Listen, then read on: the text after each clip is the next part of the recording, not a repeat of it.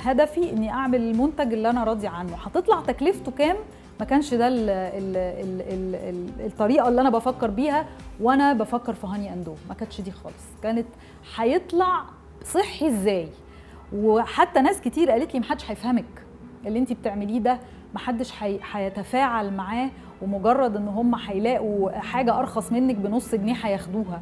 فانا قلت لا، ما حصلش. ده ما حصلش. ما هو انا قررت ان لازم نبذل مجهود نساعد الناس، ما هو مش كل حاجه نستسهل. وخلي الناس تعرف يعني احنا اللي بنعرف بنفسي في السوبر ماركت احنا بنعمل ايه، اعرف الناس منتج واعرفهم بيه، بالذات اللي معاها داخله في معاها طفل وكده. كنت بقف بنفسي اقول لهم يا جماعه انا ده منتج جديد وفي 1 2 3 4 واحنا اللي عاملينه وعارفين جواه ايه، والمصنع لسه جديد. وكنت بقف اعرف الناس، ما اتكسفتش او ما وفرتش اي مجهود ممكن يبذل علشان احاول اوصل الفكره للناس واعرفهم المنتج ده ليه مفروض ان هم يدوروا عليه، مش عشان انا عايزه اكسب فلوس، بس عشان ده احسن ليهم ولاهلهم ولاولادهم.